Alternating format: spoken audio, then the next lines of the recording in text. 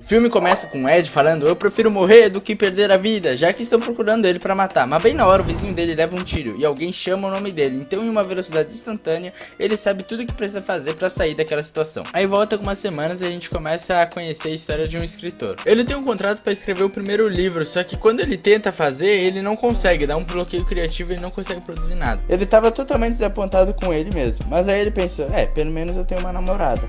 Agora não tem mais. Eles terminaram de uma forma amigável, tirando a parte que ela joga algumas coisas na cara do Magrão. Amante, amada, faxineira, banco.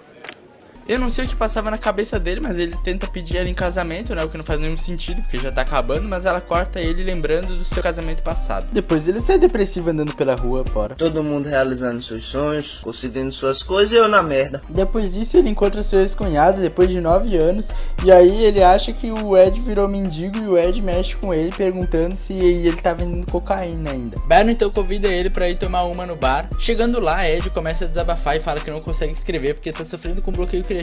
Berno então, pra ser um amigão, oferece uma ajuda e mostra a droga que está fabricando, entre aspas. Essa droga permite o cérebro usar 100% da capacidade. O comprimido custa $800, mas ele dá de graça. Ele dá de graça aí, mano, tá gay, mano. Ele volta pensando se deveria tomar ou não e toma. Quando ele chega, ele já se depara com um problema de aluguel atrasado. A mulher começa a mandar um rap lodge na cara dele. Pra resumir tudo o que ela falou, foi mais ou menos assim: se cria vergonha na sua cara, se toma um documento, se cria vergonha na sua cara e vai se procurar trabalhar. E ele escutando tudo isso, seu nível de QI explode, ele transcende a cabeça e responde: Nada a ver. Depois do seu poder, ele reconhece o livro que estava na bolsa dela e fala tudo o que tem no livro, e ele tinha lido ele há 12 anos atrás. E a história do mendigo se repete, galera. Morar, cara, você vai virar um sem teto. ela ficou bem satisfeita.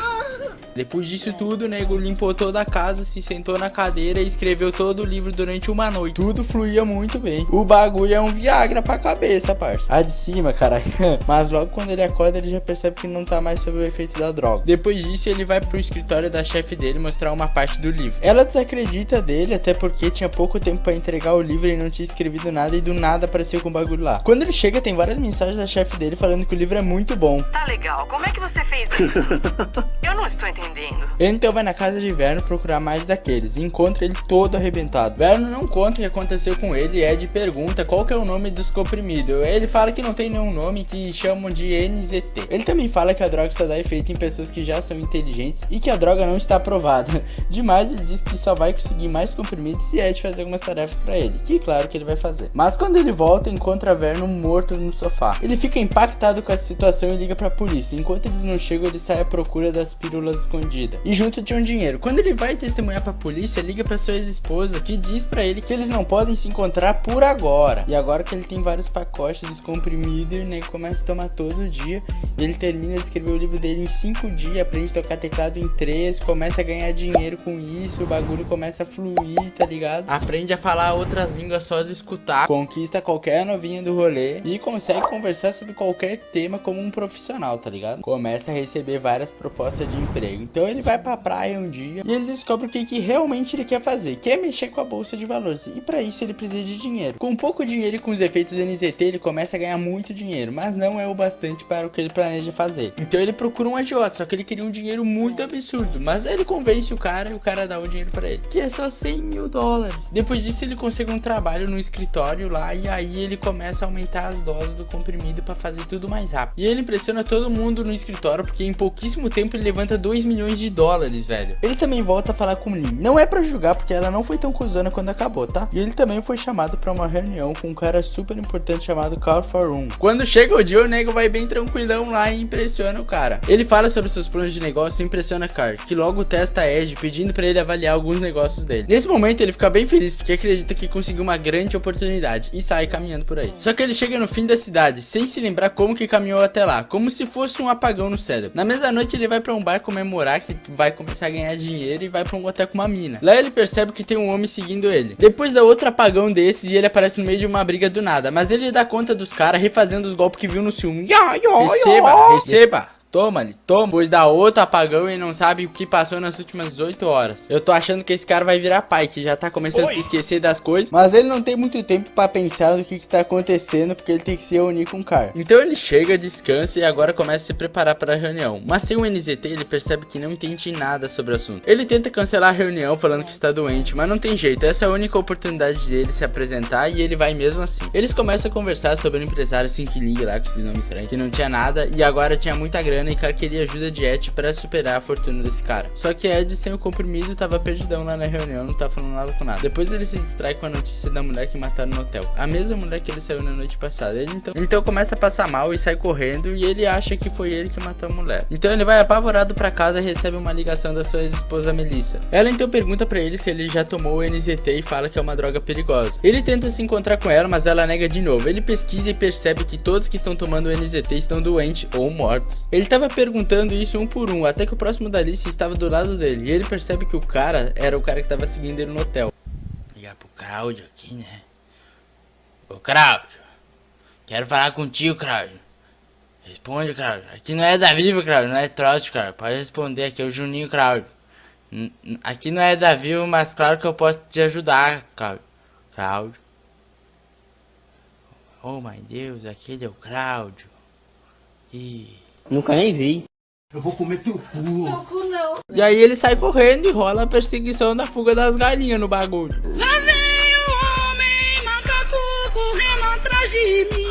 Que merda, hein? Ele consegue pegar um táxi e escapar e se reúne com Melissa, que tá muito mal por sinal. Ela conta que também tomava NZT e que no começo tudo era uma maravilha, mas depois de um tempo começou a ter problemas com a atenção e fica burro. Ela diz pra ele seguir tomando, mas baixando a dose pra ele não morrer. Eles então se despedem. Quando o Ed tava voltando pra casa, o mafioso, aquele que ele pediu a grana, volta pra cobrar porque ele não tinha pagado. E porque o roteirista quis, o cara descobriu o NZT. Isso não parece aspirina pra mim. Deve ser coisa boa. Ed então paga o cara e os efeitos começam a piorar. E o cara tá bem espertinho por causa do NZT. Depois Ed procura a Lynn e explica tudo o que tá acontecendo pra ela. E pede pra ela trazer mais os NZT que tinha escondido na casa dela, sem ela saber. Ela fica brava com a situação, mas não deixa ele na mão. Quando ela tá voltando, começa a ser perseguida por aquele cara. Ela então sai correndo pela rua pedindo ajuda pros desconhecidos. Só que o cara tá muito puto e chega e mata todo mundo. Nisso ela consegue fugir e se esconder por alguns minutos. E ela liga pra Ed e pergunta o que ela deve fazer. E Ed fala pra ela tomar a pílula. Ela então toma o NZT e logo em seguida já sabe todos os passos que tem que fazer para conseguir fugir do cara. No dia seguinte os dois conversam e ela diz que as pílulas transformam as pessoas, não pro lado bom. Ed tenta convencer ela dos benefícios e ela fala que não vai seguir com ele se ele seguir tomando. Ele se encontra com um cara lá e o cara pede mais pílula. Ele já dá várias pro cara não ficar incomodando ele. Ele contrata 2 guardas e como ele tá muito inteligente, ele que passa as instruções para eles. Depois daquela cagada ele vai convencer cara de seguir trabalhando com ele. Eles fecham junto e começam a ganhar muito dinheiro em pouco tempo. Ele explica que tomar um NZT em pequenas quantidades e comer certinho sem tomar nenhum tipo de álcool é tranquilo. Ele já tá 2 meses fazendo isso. Depois ele paga 2 milhões pra um laboratório replicar a droga pra não ter perigo de acabar. Mas não é só de notícia boa que vive o homem, porque ele tá sendo suspeito de ter matado aquela mulher do hotel lá. Mas ele contrata o melhor advogado pra resolver o caso. Ele então vai pra reunião de empresa com o Carl e o futuro sócio Hank, onde consegue fechar um negócio de 40 milhões. E depois disso tudo o chefe dele veio com uns papos meio estranhos sobre o negócio, falando que ele não conquistou as coisas e que teve sorte sobre sua genialidade sem esforço, meio que insinuando que ele não sabe dar valor e que precisa de alguém do lado. Ele percebe que tem que procurar algum lugar mais seguro que hotéis e decide cobrar um punker, aparentemente bem seguro. Logo ele se encontra com um mafioso que pede 20 pílulas e ele sabe que aquilo não podia continuar, já que o cara ameaçou de contar para seu chefe sobre o NZT. Mas tem poucas coisas no planeta que 40 milhões de dólares não resolvam. No dia seguinte eles iam fechar um negócio com o Hank, só que ele se encontra atrasado. Então a esposa de Hank vai ao escritório para explicar o que aconteceu e fala que ele sofreu de algumas coisas e tá hospitalizado, e que ao se recuperar vai fechar negócio. Tudo tava normal, até que Ed percebe que o motorista da mulher é o cara que tava perseguindo ele há horas. Então Ed percebe que Hank está mal porque consome NZT. Mais tarde ele vai pra polícia resolver o caso da mulher do hotel, que acaba de se livrar. Chegando no escritório, Carl conta que os negócios estão indo mal e começa a querer interrogá-lo. E ele já tá sem efeito do NZT e não consegue pensar direito, então decide ir no banheiro, onde percebe que alguém pegou o NZT dele do terno, que possivelmente foi na delegacia. Depois ele recebe uma caixa com a mão de seus guardas dentro. Eu sei que você está escondendo alguma coisa de mim, eu posso sentir o cheiro. Jesus, Ave Maria, cheia de graça. O nego vai pra casa apavorado e ele conclui que o seu advogado trabalha para Hank e roubou suas pílulas. Agora o mafioso também tá à procura dele pra pegar suas 20 pílulas. Ele então começa a sentir falta do NZT e voltamos pro início do filme, onde ele tá prestes a se jogar de cima do prédio. Mas um milagre acontece, ele se lembra que tem uma pílula guardada. Mas justo na hora que ele pega na pílula, o cara abre a porta e aí se ele não morre por bem, vai morrer por mal, não é mesmo? É, nessa parte aí ele teve azar, né? Depois o cara mostra o jeito certo de usar o NZT, que é se injetando. Diz ele que o efeito é muito mais duradouro. Presta atenção aqui, Junior. Só uma picada e tu já fica na lua. Tu gosta de uma picada? Que picada o quê, menor? Tá estranhando a gurizada aqui, já vamos te levar pros acertos. O cara ia começar a torturar Ed, só que Ed saca uma faca que tinha escondido e mata o cara. Mas ele fica meio perdido, não sabe o que fazer, porque provavelmente quando os guardas do cara vê, ele vai morrer. Então, sem muitas opções, ele decide tomar o sangue do cara, porque tinha um pouco de NZT no sangue do cara que ele tinha se injetado.